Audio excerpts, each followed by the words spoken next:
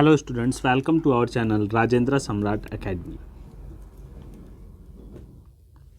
इस वीडियो में पढ़ेंगे हम विज्ञान मतलब साइंस का चैप्टर जो क्लास 9th का है, जीवन की मौलिक इकाई, चैप्टर 5 जीवन की मौलिक इकाई। इसके बारे में हम अब इस वीडियो में हम पढ़ेंगे। नोट्स में, शॉर्ट्स में है सारा चीज़, पूरा चैप्टर। मतलब अभी तो इससे पहले हमने बुक्स में दी थी, अब नोट्स से आपको दी जा रही है वीडियो शॉर्ट्स में। जैसे जिन बच्चों को नोट्स बनाना होगा वो यहाँ से बना भी सकते हैं और पढ़ भी सकते हैं, ज़्यादा हेल्पफुल होगी। ओके, तो चलते हैं वीडियो पे आगे, चैप्टर पढ़ते हैं।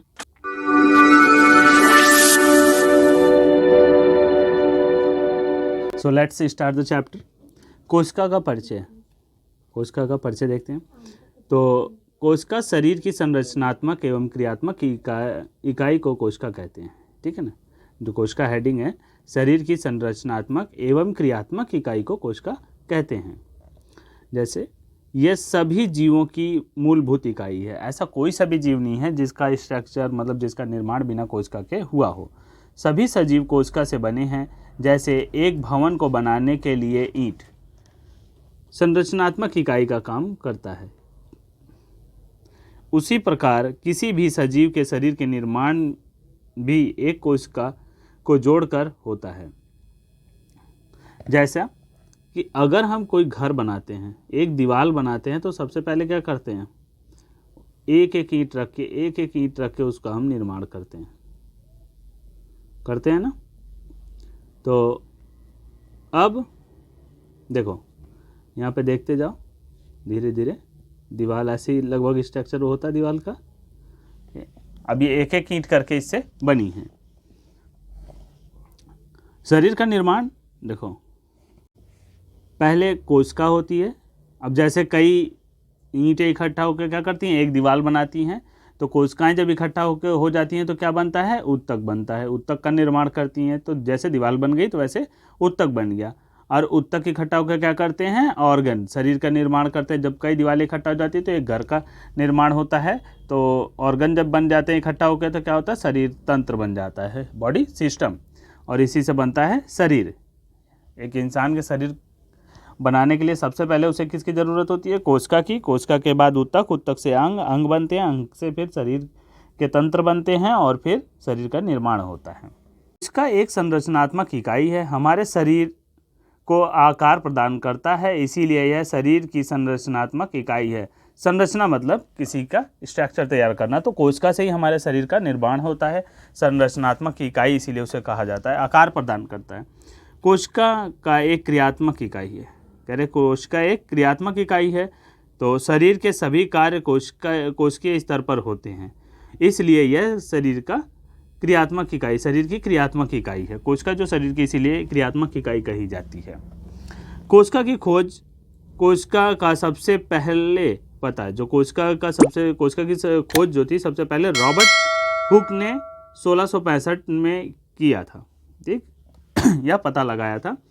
रॉबर्ट ब्राउन ने 1831 में कोशिका में केंद्रक का पता लगाया था।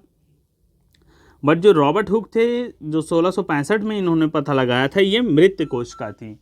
मृत कोशिका का पता लगा। उसके बाद इन्होंने तालाब में आगे खोज किया तो तालाब में इन्हें जीवित कोशिका मिली थी। और उसके बाद जो रॉबर्ट ब्राउन थे उन्होंने जीवित कोशिका में केंद्रक का पता लगाया था।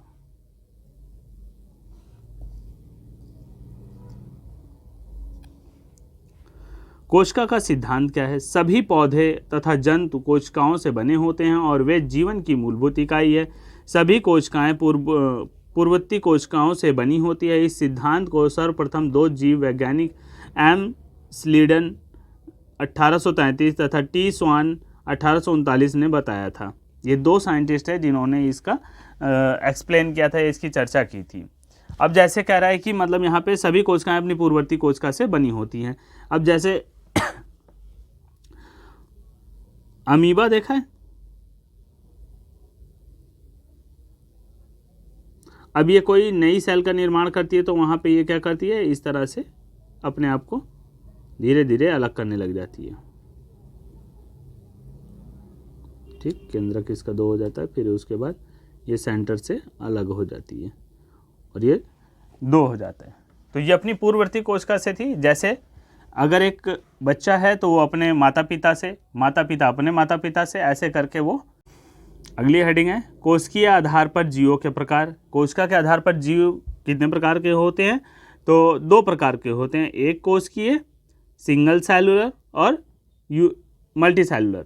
ठीक, जी सिंगल सेलुलर मतलब यूनिसेलुलर हो जाता है, तो और ये मल्टी सेल वाले जीव होते हैं। जैसे सिंगल सेल वाले वो जीव जो एक ही कोशिका के बने होते हैं एवं स्वयं में ही एक संपूर्ण जीव होते हैं, एक कोशिकीय जीव कहलाते हैं। जैसे अमीबा, पैरामीशियम, कैलिमिडोमोनास और बैक्टीरिया, जीवाणु, ये सब क्या होते हैं? बहुत सूक्ष्म होते हैं और ये एक ही सेल के बने होते हैं।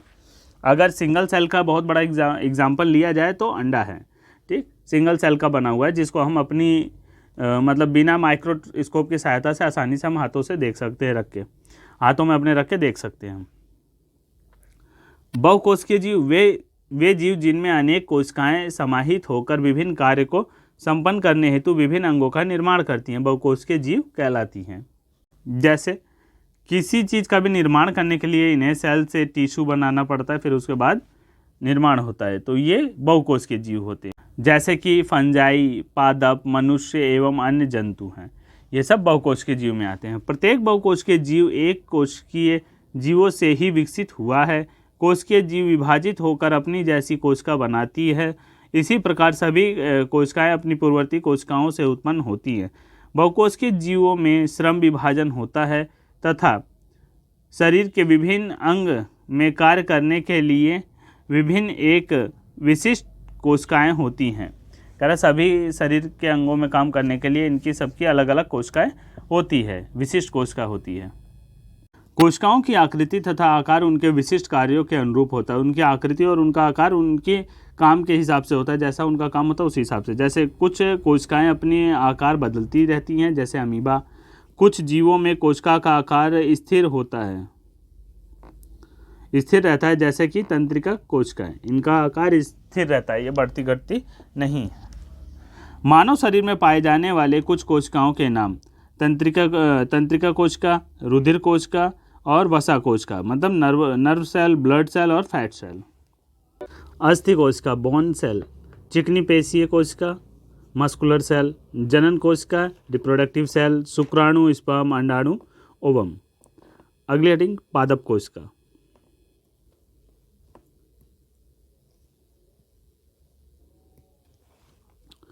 पादप कोशिका और जंतु कोशिका में अंतर। तो पादप कोशिका है पहले, इसमें कोशिका भित्ति होती है, इसमें हरित लवक उपस्थित होते हैं, इनमें प्रकाश संश्लेषण होता है, ये प्रायः बड़े आकार की होती हैं। जंतु कोशिका, इनमें कोशिका भित्ति नहीं होती है, इनमें हरित लवक अनुपस्थित होते हैं, इनमें प्रकाश संश्लेषण नहीं होता है, ये प्रायः छोटे आकार की होती हैं। ठीक है, अगर आप ये अंतर वाला, अगर ये डिफरेंस वाला क्वेश्चन करते हो तो इसको एक ऐसे कॉलम बना के कर लेना, ठीक है ना, इधर पादप और इधर जंतु, वो ज़्यादा आसान रहेगा। ये तो नोट्स में ऐसे बन गया है, लेकिन आप इसको पार्ट्स करके कर लेना, जैसे मतलब डिफरेंस कराया जाता है। ठीक है, चलते हैं नेक्स्ट हेडिंग पे, कोशिका के भाग। अब यहाँ से समझेंगे कि कोशिका के कितने भाग होते हैं, कितने पार्ट्स होते हैं।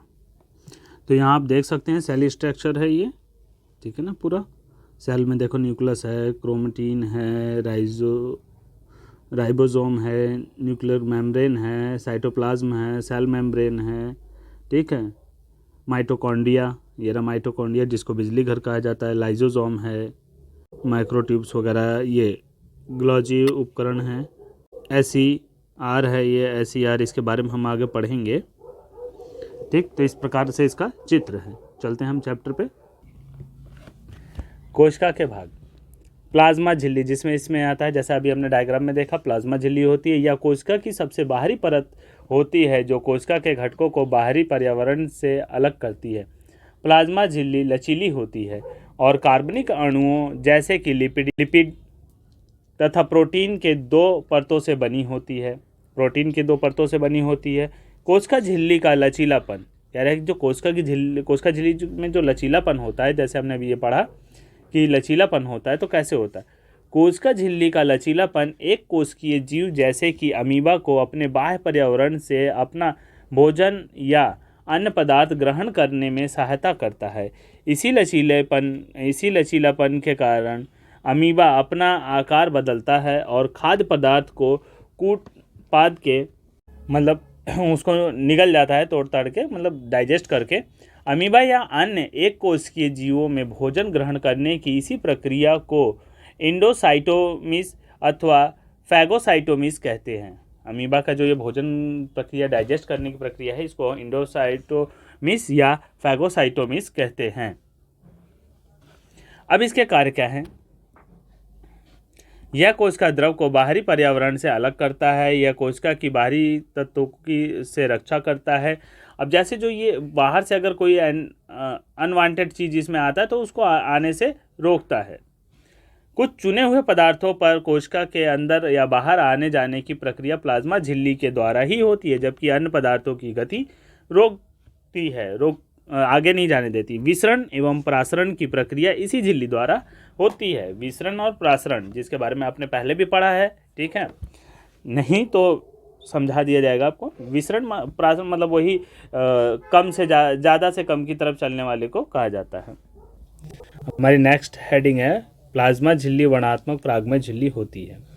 प्लाज्मा झिल्ली कुछ चुने हुए पदार्थों को ही अंदर अथवा बाहर जाने देती है तथा अन्य पदार्थों की गति रोकती है, इसलिए कोशिका झिल्ली को वर्णात्मक परागमय झिल्ली भी कहते हैं। अब जैसे छांट देती है, सबको अंदर जाने की परमिशन नहीं मिलती, तो इसलिए क्या कहते हैं, वर्णात्मक कर देती है, मतलब उनकी छटाई कर देती है। कुछ चुने हुए पदार्थ जैसे कार्बन डाइऑक्साइड अथवा ऑक्सीजन कोशिका झिल्ली के आर पार विसरण प्रक्रिया द्वारा आ जा सकते हैं, बाकी नहीं। पदार्थों की गति का नियम। पदार्थों की गति का नियम क्या? पदार्थ की गति उच्च सांद्रता से निम्न सांद्रता की ओर होता है, जैसे हाई से लो की तरफ चलता है। विसरण। विसरण एक कोशिका में होने वाली प्रक्रिया है जिसमें कार्बन डाइऑक्साइड एवं ऑक्सीजन जैसी गैस पदार्थों के अणुओं का परिवहन वर्णात्मक परागमय झिल्ली के द्वारा होता है, उसे विसरण कहा जाता है या यह प्रक्रिया विसरण कहलाती है। अब देखो, इसको समझ लेते हैं कि जो ऑक्सीजन है, अगर ये सेल है, ठीक, सेल हो गई। अब इसके बाहर के जो इंटरफेस में जो बाहर का वातावरण है, इसमें क्या है कि ऑक्सीजन मात्रा ज़्यादा है। अब इसकी जब ऑक्सीजन मात्रा कम होती है और कार्बन डाइऑक्साइड ज़्यादा होता है तो वो बाहर आ जाता है और बाहर से ऑक्सीजन अंदर आ जाता है, तो यही तुम्हारा जो होता है विसरण कहलाता है। कोशिकाओं में विसरण की प्रक्रिया कह रहे हैं, कोशिकाओं में विसरण की जो प्रक्रिया है कैसे? कार्बन डाइऑक्साइड जैसे कोशिकाएं अपशिष्ट जब कोशिका में अधिक मात्रा में इकट्ठा हो जाती है तो इसकी सांद्रता कॉन्सेंट्रेशन बढ़ जाती है। कोशिका के बाह्य पर्यावरण में कार्बन डाइऑक्साइड की सांद्रता कोशिका के अंदर की अपेक्षा कम होती है, जैसा अभी आपको बताया गया। जैसे ही कोशिका के अंदर और बाहर CO2 की सांद्रता में अंतर आता है, उसी समय उच्च सांद्रता से निम्न सांद्रता की ओर विसरण की प्रक्रिया द्वारा कोशिका से बाहर कार्बन डाइऑक्साइड कोशिका से बाहर निकल जाती है। इस प्रकार कोशिका में ऑक्सीजन O2 की सांद्रता कम हो जाती है और बाहर ऑक्सीजन O2 की सांद्रता बढ़ जाती है, तो बाहर से ऑक्सीजन कोशिका के अंदर वर्णात्मक परागमय झिल्ली के विसरण की प्रक्रिया द्वारा कोशिका के अंदर चली जाती है। इस प्रकार कोशिका तथा बाह्य पर्यावरण में गैस का आदान प्रदान विसरण की प्रक्रिया द्वारा होता है। जैसा कि आपको शॉर्ट में ही समझा दिया था कि कोशिका के अंदर जब अब ये छोटी सी है तो इसमें जो थोड़ी सी मात्रा हमें लग रही होगी, लेकिन इसके लिए तो ज़्यादा हो जाएगी। अब यहाँ ज़्यादा हो गई तो ये बाहर निकल जाती है और फिर कार्बन डाइऑक्साइड बाहर जाती है तो ऑक्सीजन कम होता है, तो ऑक्सीजन अंदर आने लगता है। प्रासरण, अगली हेडिंग है प्रासरण। ओस्मोस। जल के अणुओं की गति वर्णात्मक परागमय झिल्ली के द्वारा हो तो उसे प्रासरण कहते हैं। अगर ये जो झिल्ली है वर्णात्मक परागमय झिल्ली, इसके द्वारा अगर जल की गति हो, जल के अणुओं की गति होती है तो उसे हम प्रासरण कहते हैं। जिस प्रकार गैसों का आदान प्रदान विसरण की प्रक्रिया द्वारा होता है, ठीक उसी नियम का पालन प्रासरण में भी होता है। प्रासरण में जल के अणुओं की गति भी वर्णात्मक परागमय झिल्ली द्वारा उच्च सांद्रता से निम्न सांद्रता की ओर जाती है। जैसे कि कोशिका में अगर पानी की कमी होती है तो बाहर से वो अंदर की तरफ खींच लेता है और अंदर से जो होता है वेस्ट वो बाहर कर देता है। अगला पॉइंट है केंद्रक। केंद्रक कोशिका का सबसे बड़ा कोशिकीय अंग है जो कोशिका के अंदर पाया जाता है। गुणसूत्र क्रोमोसोम कोशिका के केंद्रक में ही पाया जाता है, जो सिर्फ कोशिका विभाजन के समय ही दिखाई देता है। जो क्रोमोसोम होता है कोशिका विभाजन में बढ़ जाता है। ठीक, न्यूक्लियस होता है जो इसके केंद्र में होता है कोशिका के। केंद्रीय केंद्रक झिल्ली केंद्रक के चारों ओर दोहरे परत का एक स्तर होता है जिसे केंद्रक झिल्ली कहते हैं। केंद्रक झिल्ली में छोटे छोटे छिद्र होते हैं। इन छिद्रों के द्वारा केंद्रक के अंदर का कोशिकीय द्रव केंद्रक के बाहर आ जाता है। उसमें छोटे छोटे डॉट डॉट्स करके बहुत बारीक, जैसे हमारी स्किन पे होते हैं ना, ऐसे करके उसमें छेद होते हैं जिससे द्रव जो होता है बाहर आ जाता है, जैसे पसीना हमारे बॉडी से बाहर आता है। नेक्स्ट है गुणसूत्र क्रोमोसोम्स। गुणसूत्र एक छड़ाकार सिलेंड्रिकल संरचना होती है, ऐसे लंबा सा, जो कोशिका के केंद्रक में पाया जाता है। यह कोशिका विभाजन के समय दिखाई देता है। गुणसूत्र क्रोमोसोम में आनुवांशिक गुण होते हैं जो माता पिता से डीएनए डीऑक्सीराइबो न्यूक्लिक अम्ल अणु के रूप में अगली संतति तक जाता है। जो डीएनए है बच्चों में आता है वो अपने माता पिता से ही उन्हें प्राप्त होता है और यही इसका काम होता है। गुणसूत्र जो क्रोमोसोम के जरिए डीएनए इसमें आ जाता है। यह है गुणसूत्र में आनुवांशिक गुण होते हैं जो माता पिता से डीएनए अणु के रूप में अगली संतति से डीएनए के रूप में अगली संतति को वो मिल जाते हैं। क्रोमोसोम डीएनए का प्रोटीन के बने होते हैं। क्रोमोसोम जो है डीएनए तथा प्रोटीन से बनते हैं। डीएनए अणु में कोशिकाओं के निर्माण व संगठन की सभी आवश्यक सूचनाएं होती हैं जो डीएनए में होती हैं। डीएनए के अणु में कोशिका के निर्माण, कैसे निर्माण होगा, व संगठन, सभी उसमें मतलब सारे सिग्नल्स कह सकते हैं या सूचना उसमें स्टोर रहती है। डीएनए की क्रियात्मक खंड को जीन कहते हैं। इसके जो क्रियात्मक खंड होते हैं उसको जीन कहते हैं। जो कोशिका कोशिकीय विभाजन की प्रक्रिया में भाग नहीं लेते हैं, उसमें यह डीएनए क्रोमैटिन पदार्थ के रूप में विद्यमान रहता है। वो मतलब विभाजन प्रक्रिया में भाग नहीं लेते हैं, इसलिए ये पूरा बचा रहता है। क्रोमैटिन पदार्थ धागे की तरह की संरचनाओं के एक जाल का पिंड होता है। जब कभी भी कोशिका विभाजन होने वाली होती है तब यह क्रोमोसोम में संगठित हो जाता है। तो क्रोमैटिन के बारे में भी यहाँ पता लग गया कि क्रोमैटिन एक पदार्थ धागे की रचना के एक जाल जैसा बना होता है। जैसे कि अगर ऐसे कर ले तो इसमें ऐसे ऐसे ऐसे ऐसे रेशे एक तरह से निकले रहते हैं बहुत सारे, तो ऐसा ही होता है। ठीक, एक जाल का पिंड होता है। जब कभी भी कोशिका विभाजन होने वाली होती है तब यह क्रोमोसोम में संगठित हो जाता है। ठीक है, यह हमारा चैनल है। इस चैनल का थोड़ा सा एडवर्टाइज है बीच में।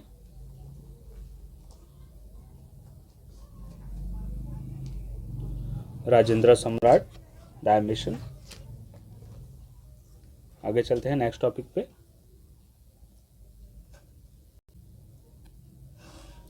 कोशिका विभाजन। कोशिका विभाजन वह प्रक्रिया है जिसमें एक अकेली कोशिका विभाजित होकर दो नई कोशिकाएं बनाती है, जैसा हमने पहले भी पढ़ा है। कोशिकीय जनन में केंद्रक की भूमिका। कोशिकीय विभाजन के दौरान केंद्रक भी दो भागों में विभक्त हो जाता है। जब विभाजन होता है तो केंद्रक, मैंने बताया था, जैसे कि अगर नहीं इसमें बताया होगा तो आप देख लो, जब कोशिका विभाजित होती है तो ये जो इसके केंद्रक होते हैं धीरे धीरे बढ़ने लगते हैं और फिर ये धीरे धीरे इतने हो जाते हैं। और कोशिका में जनक कोशिका के ही सभी गुण मौजूद होते हैं, जैसा कि आप देख रहे हो इसी से थोड़ा थोड़ा अलग होकर। यही कोशिका के विकास एवं परिपक्वन को निर्धारित करता है। जब ऐसा होता है तो इसका विकास हो जाता है और परिपक्वन कहलाता है। साथ ही साथ सजीव कोशिका की रासायनिक क्रियाओं को भी निर्देशित करता है। इसकी जो रासायनिक कोशिका में मतलब जो क्रियाएं होती है उसको भी ये डायरेक्शन देता है।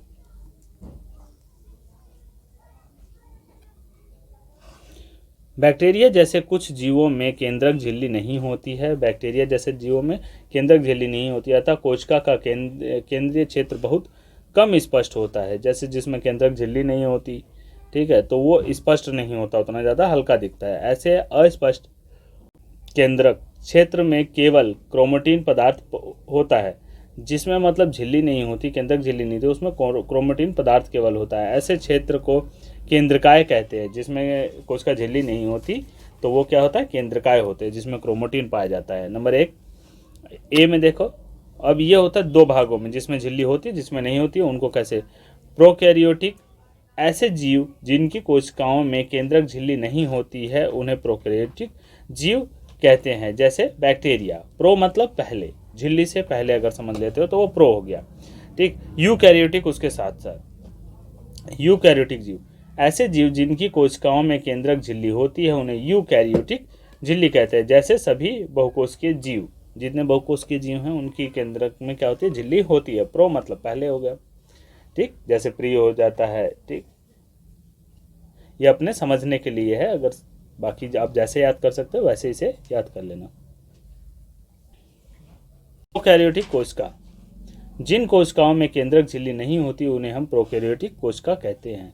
ऐसी कोशिकाएं जीवाणुओं में पाई जाती हैं। यूकैरियोटिक कोशिका, जिन कोशिकाओं में केंद्रक झिल्ली पाई जाती है उन्हें हम यूकैरियोटिक कोशिका कहते हैं। शैवाल एवं अन्य सभी बहुकोशिकीय जीव, ठीक। बहुकोशिकीय जीवों की जो कोशिका होती है वो यूकैरियोटिक में आती है। यूकैरियोटिक और प्रोकैरियोटिक में डिफरेंस देखते हैं।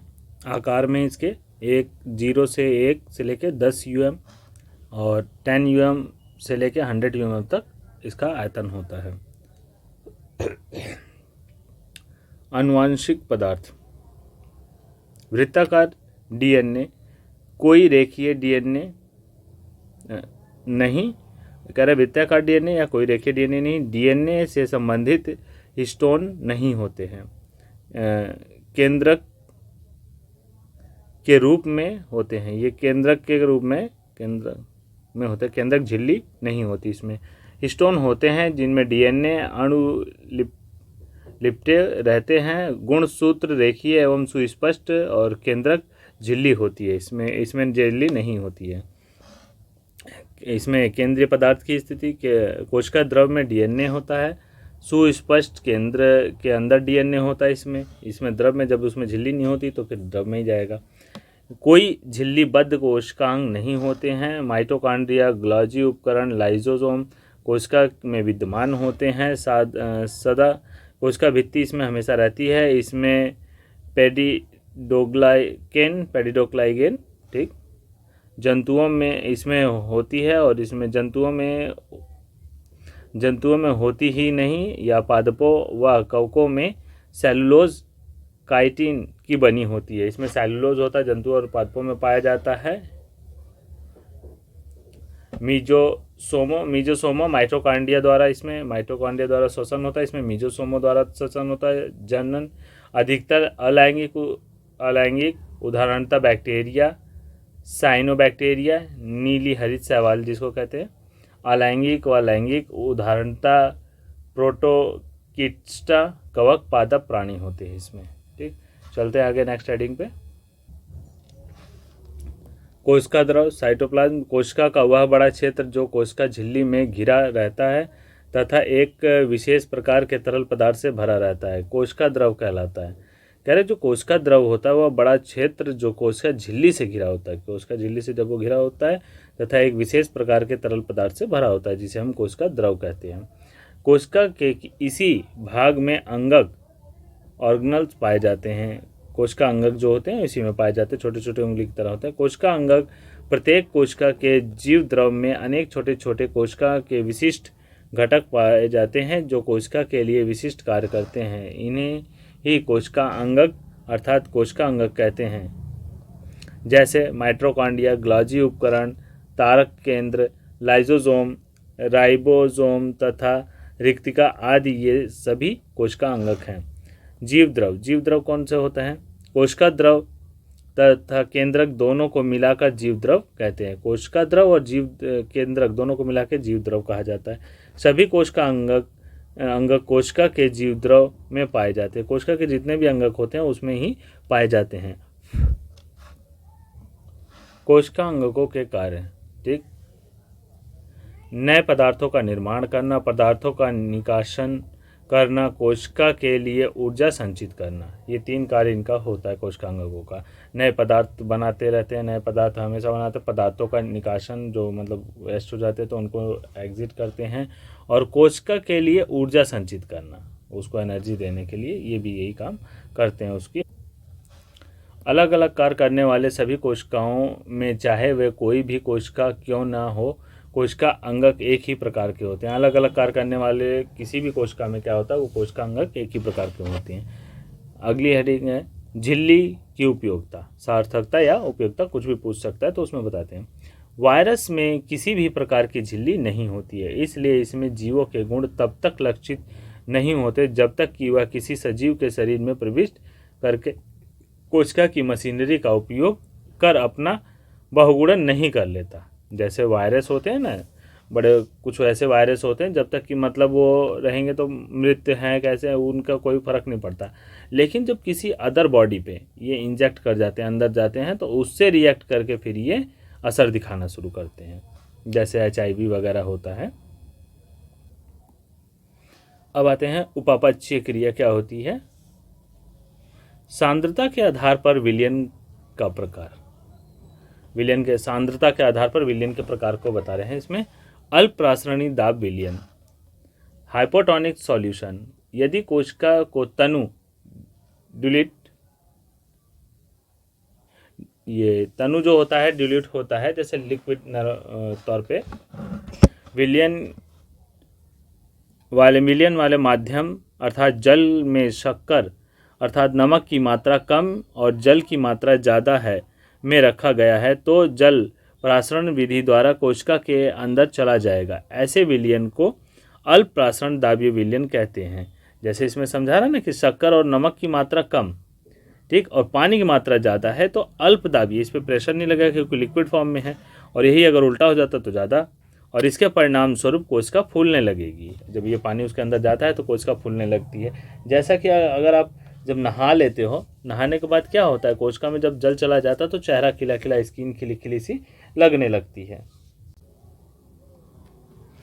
अगली है समपरासारी दाब विलयन, आइसोटोनिक सॉल्यूशन, यदि कोशिका को ऐसे माध्यम विलयन में रखा जाए जिसमें बाह्य जल की सांद्रता कोशिका में स्थित जल की सांद्रता से के ठीक बराबर हो तो कोशिका झिल्ली में जल में कोई शुद्ध गति नहीं करेगा। ऐसे विलयन को समपरासरी दाब्य विलयन कहते हैं। इसके परिणाम स्वरूप कोशिका के माप अथवा आकार में कोई परिवर्तन नहीं आएगा। कह रहे हैं कि जैसे कम सांद्रता वाले में और बाह्य जल की सांद्रता कोशिका में जल के इसी से ठीक बराबर, दोनों मतलब इक्वल हो, जैसे ये कोशिका हो गई और यहाँ जो जल है वो बराबर, ये भी जितना है उतना ये, तो ना ही ये अंदर आएगा ना ही बाहर जाएगा, तो ये सम में आ जाएगा। अति प्रासरणी दाब, हाइपरटोनिक सॉल्यूशन, यदि कोशिका के बाहर वाला विलयन अंदर के घोल से अधिक सांद्र है तो जल प्रासरण द्वारा कोशिका से बाहर आ जाएगा। ऐसे विलयन को अति प्रासरण दाबीय विलयन कहते हैं। इसके परिणाम स्वरूप कोशिका सिकुड़ने लगती है। जब अंदर से बाहर चला आ जाता है तो सेल्स क्या होती है, सिकुड़ने लग जाती हैं। ठीक, नेक्स्ट हेडिंग है पौधों के मूल द्वारा जल का अवशोषण, मतलब जड़ों द्वारा, जड़, ठीक, जो ये मूल है मतलब जड़ों द्वारा। एक कोशिकीय अलवणीय जलीय जीवों तथा अधिकांश पादपों कोशिकाएं परासरण द्वारा जल ग्रहण करते हैं। पौधों के मूल द्वारा जल का अवशोषण प्रासरण का एक उदाहरण है। अब वो क्या करता है कि अवशोषित करता है, सोख लेता है नीचे से। जड़ क्या है कि पानी जहाँ तक होता है वो खींचती जाती है, नमी देख के वहाँ तक बढ़ती जाती है और वहाँ से वो पानी खींच के क्या करती है, पेड़ के तने तक पहुँचाती हैं और पत्तियों तक पहुँचाती हैं। अवशोषण प्रासरण का एक उदाहरण है। कोशिका के जीवन में विसरण डिफ्यूजन का महत्व है। विसरण जल तथा गैसों के आदान प्रदान की प्रक्रिया में महत्वपूर्ण भूमिका निभाता है। विसरण कोशिका को अपने बाहरी पर्यावरण से पोषण ग्रहण करने में सहायता करता है। कोशिका से विभिन्न अणुओं का अंदर आना तथा बाहर निकलना भी विसरण के द्वारा होता है। पौधों के मूल द्वारा जल का अवशोषण प्रासरण द्वारा ही होता है। जो जल का अवशोषण होता है हमने पहले पढ़ लिया, पौधों में क्या है, परासरण। कोशिका भित्ति अगली हेडिंग हमारी। कोशिका भित्ति के वल पादप कोशिकाओं में ही पाई जाती है, जो कि यह मुख्यतः सेलुलोज की बनी होती है। यह पौधों को संरचनात्मक दृढ़ता प्रदान करती है। कोशिका झिल्ली जो होती है ये पौधों में क्या करती है, इनको स्ट्रेंथ देती है, इनको मजबूती देती है, ताकि वो जो थोड़ा सा उसमें हार्डनेस आए और वो स्ट्रेट रहे, मजबूती प्रदान हो उसको। सेलुलोज क्या होता है, अब इसमें सेलुलोज है, सेलुलोज की बनी होती है, तो सेलुलोज अगली हेडिंग हमारी क्या है, सेलुलोज। नोट बहुत ही अच्छे तरीके से बनाया गया है, ठीक। 2-4 वर्ड्स की अगर कोई कमी है तो इसके अपने समझ से उसको समझ लेना, बाकी नोट्स बहुत खूबसूरत तरीके से बनाया गया है। यह एक विशेष प्रकार की जटिल कार्बोहाइड्रेट होती है, एक विशेष प्रकार की जटिल कार्बोहाइड्रेट होती है जो पौधों में ही पाई जाती है तथा यह पौधों को संरचनात्मक दृढ़ता प्रदान करता है। सेलुलोज का पाचन सभी शाकाहारी जीव आसानी से कर पाते हैं, जबकि मनुष्य की आंत इंटेस्टाइन इसका पाचन नहीं कर पाती। जो शाकाहारी जीव होते हैं वो कर लेते, बट लेकिन मनुष्य नहीं कर पाते। ऐसा इसलिए कि मनुष्य की आंत अन्य शाकाहारी जीवों की अपेक्षा छोटी होती है। जो शाकाहारी जीव होते हैं ज़्यादातर उनकी आंत क्या होती है, लंबी होती है। जो मांसाहारी जीव होते हैं, अगर मांसाहारी मनुष्य जैसे मांसाहार ज़्यादा करता है तो उसकी आंतें छोटी हो जाती हैं। और जो ये हरी सब्जियां जो खाते हैं, जो शाकाहारी होते हैं, इनको डाइजेशन करने में ज़्यादा टाइम लगता है, तो इससे इनकी आंत ज़्यादा लंबी होती है। अगली हेडिंग, द्रव कुंचन। जीव द्रव कुंचन जो है, जब किसी पादप कोशिका में परासरण द्वारा पानी की हानि होती है तो कोशिका झिल्ली सहित आंतरिक पदार्थ संकुचित हो जाती है। संकुचन होता है ये, कुंचन मतलब संकुचन। इस घटना को जीव द्रव कुंचन कहते हैं, मतलब सिकुड़ना। ये जो है जब इसमें पानी की कमी होती है तो जीव द्रव क्या होता है, सिकुड़ने लगता है।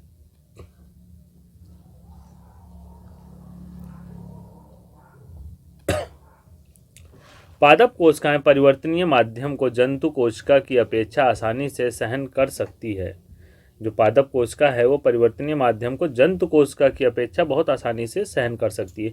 कोशिका भित्ति पौधों, कवक तथा बैक्टीरिया की कोशिकाओं को अपेक्षाकृत कम तनु विलयन अर्थात अल्परासरण दाबी विलयन में बिना फटे बनाए रखती है। ऐसे माध्यम में कोशिका परासरण विधि द्वारा पानी लेती है, जिससे कोशिका फूल जाती है और कोशिका भित्ति के ऊपर दबाव डालती है।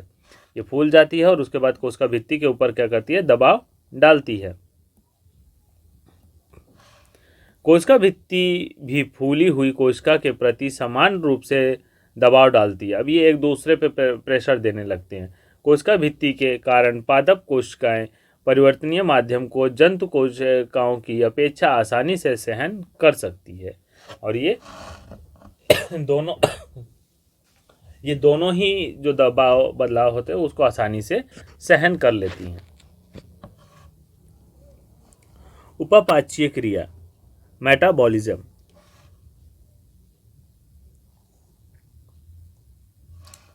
उपापाच्यीय क्रिया जैव रासायनिक क्रिया है जो सभी सजीवों में जीवन को बनाए रखने के लिए होती है। उपापाच्य क्रिया 2 प्रकार की होती है। उपचय एनाबोलिज्म, यह संरचनात्मक रासायनिक प्रतिक्रियाओं का समूह होता है जिसमें उपापाच्य की क्रिया द्वारा उत्पन्न ऊर्जा का उपयोग सरल अणुओं में जटिल अणुओं के निर्माण में होता है। इसी क्रिया द्वारा सभी आवश्यक पोषक तत्व शरीर के अन्य भागों तथा आवश्यकता अनुसार पहुंचाए जाते हैं, जिनमें नए कोशिकाओं या ऊतकों का निर्माण होता है। क्रिया है उससे जो ऊर्जा प्राप्त होती है, इसमें क्या होता है कि पूरे शरीर को पोषक तत्व शरीर के सभी भागों में पहुंचाया जाता है, जिससे नए कोशिका या ऊतक का निर्माण होता है। ये अपचय है, उपचय हो जाएगा यहाँ पे, ये गलत थोड़ा सा प्रिंट हो गया है।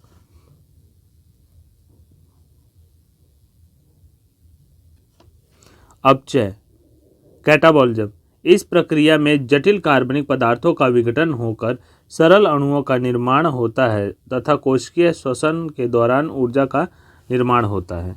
जो कैटाबॉलिज्म है इसमें कार्बन डाइऑक्साइड है, इन सबको तोड़ा जाता है, जटिल कार्बन हो गया, इनको तोड़ा जाता है, ठीक है ना।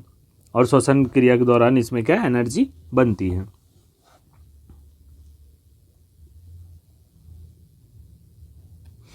नेक्स्ट हेडिंग आती है कोशिका अंगक, सेल ऑर्गन, अंतर्द्रव्यीय जालिका, एंडोप्लाज्मिक रेटिकुलम, ईआर, ठीक। अंतर्द्रव्यीय जालिका झिल्ली युक्त नलिकाओं तथा शीट का बहुत बड़ा तंत्र है। ये लंबी नलिका अथवा गोल या आयताकार थैली की तरह दिखाई देती है, आयताकार थैली की तरह दिखाई देती है। अंतर्द्रव्यीय जालिका की रचना भी प्लाज्मा झिल्ली के समरूप होती है। अंतर्द्रव्यीय जालिका दो प्रकार की होती है, एक खुदरी होती है और एक चिकनी होती है। तो खुदरी जो जालिका होती है वो देखो RER, ठीक, तैयार, ये जो खुदरी जालिका, रफ एंडोप्लाज्मिक रेटिकुलम जो होता है प्रोटीन, तैयार प्रोटीन को ER, ठीक, एंडोप्लाज्मिक रेटिकुलम के द्वारा कोशिका के अन्य भागों में भेज देता है। इसमें राइबोसोम उपस्थित रहता है। चिकनी अंतर्द्रव्यीय जालिका,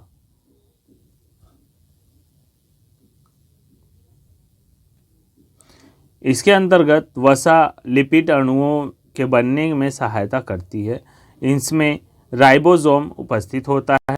अंतर्द्रव्यीय जालिका का कार्य, यह कोशिका द्रव तथा केंद्रक के माध्यम जालिका तंत्र नेटवर्क सिस्टम का निर्माण करता है। यह कोशिका द्रव तथा केंद्रक के माध्यम प्रोटीन के परिवहन के लिए नलिका के रूप में कार्य करता है। ER कोशिका की कुछ जैव रासायनिक क्रियाओं के लिए कोशिका द्रव्य ढांचे का कार्य करता है। यकृत कोशिकाओं में SER विष एवं दवाओं के विषाक्त प्रभाव को कम करने में महत्वपूर्ण भूमिका निभाता है। SER वसा तथा लिपिड अणुओं के बनने में सहायता करती है। तो इतने इसका यह काम है। अगला है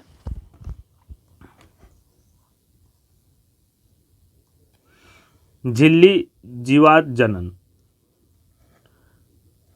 कुछ प्रोटीन तथा वसा कोशिका झिल्ली को बनाने में सहायता करते हैं। इस प्रक्रिया को झिल्ली जीवात जनन कहते हैं।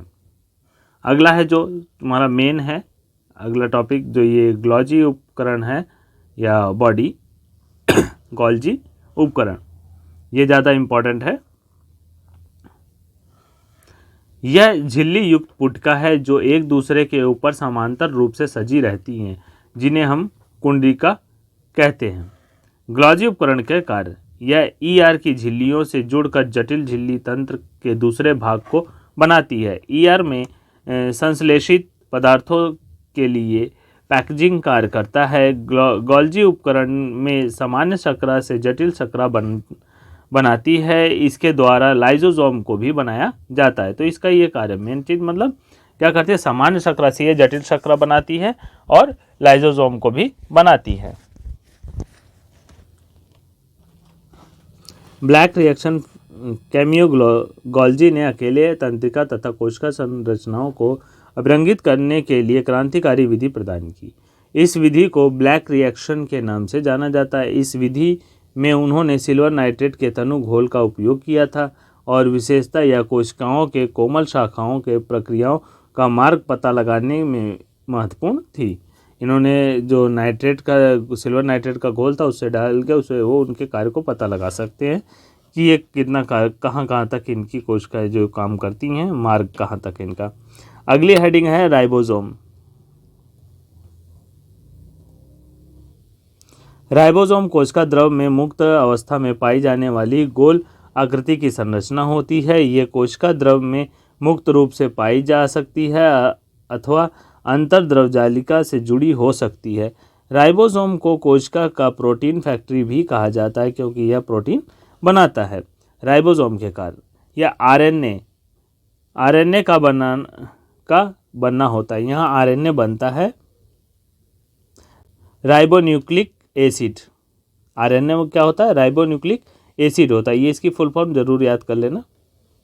यह अमीनो अम्ल से प्रोटीन का निर्माण करता है। यह कोशिका के जैव रासायनिक क्रियाकलापों के लिए सतह प्रदान करता है।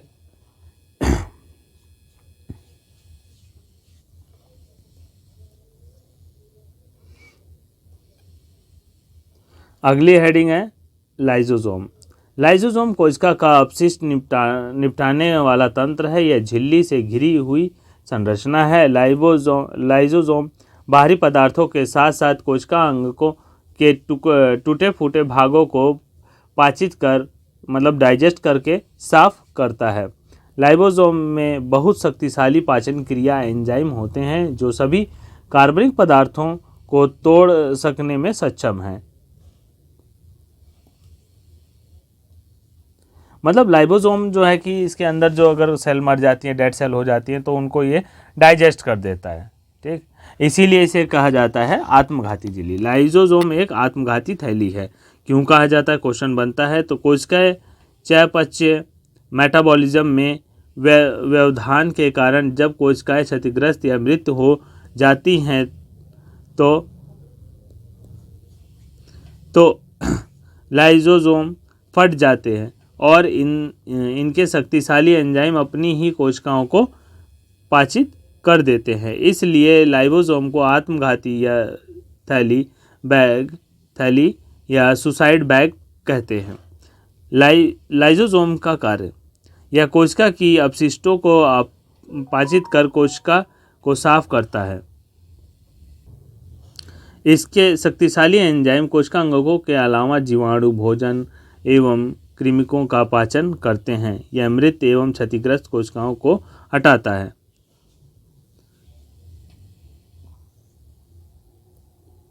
नेक्स्ट हेडिंग है माइटोकॉन्ड्रिया, जिसको हम कोशिका का बिजली घर कहते हैं। माइटोकॉन्ड्रिया दोहरी झिल्ली वाली कोशिका अंगक है। बाहरी झिल्ली छिद्रित होती है। यह भीतरी झिल्ली बहुत अधिक वलित होती है। इसमें उसका अपना डीएनए तथा राइबोसोम होता है।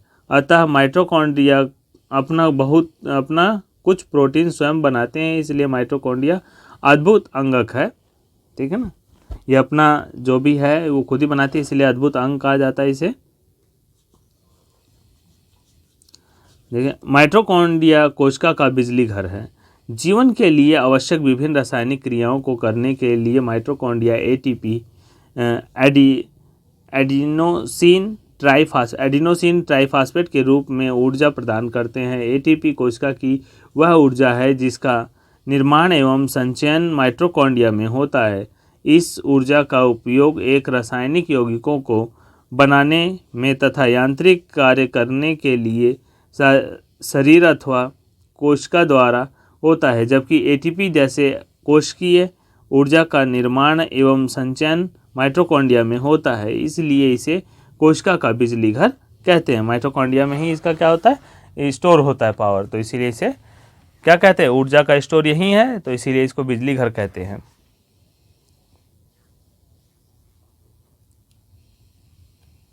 माइटोकॉन्ड्रिया के कार्य देखो, यह एटीपी के रूप में ऊर्जा प्रदान करता है।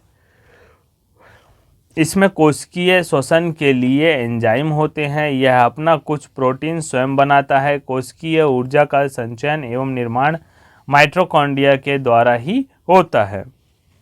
अब आता है जो हमारी अगली हेडिंग है प्लास्टिड।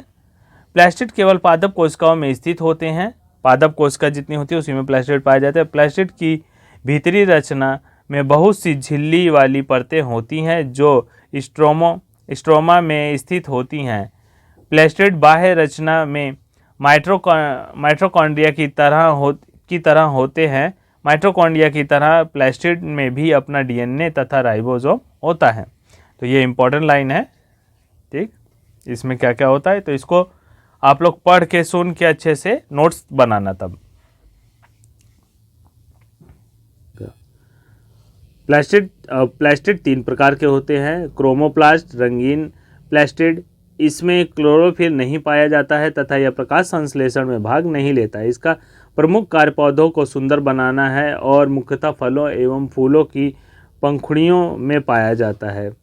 ल्यूकोप्लास्ट श्वेत एवं ग्रीन रंगहीन प्लास्टिड, ल्यूकोप्लास्ट प्राथमिक रूप से अंगक है जिसमें स्टार्च, तेल, प्रोटीन जैसे पदार्थ संचित रहते हैं।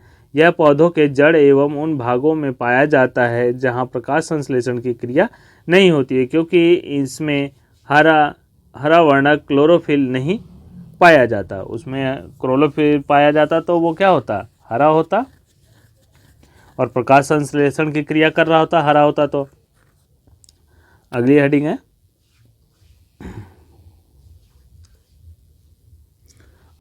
है, क्लोरोप्लास्ट।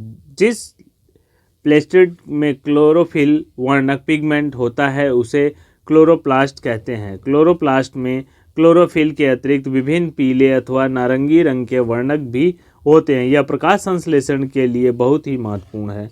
क्लोरोफिल पौधे में पाए जाने वाले हरे वर्णक को क्लोरोफिल कहते हैं, जो प्रकाश संश्लेषण में भाग लेता है। प्लास्टिड के कार्य। प्लास्टिड के विभिन्न प्रकारों के कारण ही पौधों में विभिन्न भागों में विभिन्न रंग होते हैं। प्रकाश संश्लेषण की क्रिया हरे वर्णक प्लास्टिड क्लोरोफिल की उपस्थिति में होती हैं। ल्यूकोप्लास्ट मंड स्टार्च, जैसे आपने चावल वगैरह में देखा होगा ना, चावल पकाते वक्त उसमें ऊपर जम जाता है, बॉयल जमता नहीं है, बॉयल सा होने लगता है तो उसको निकाल तो जम जाता है, उसको क्या कहते हैं, मड कहते हैं। चर्बी और प्रोटीन को संचित उत्पाद के रूप में संचयन करता है।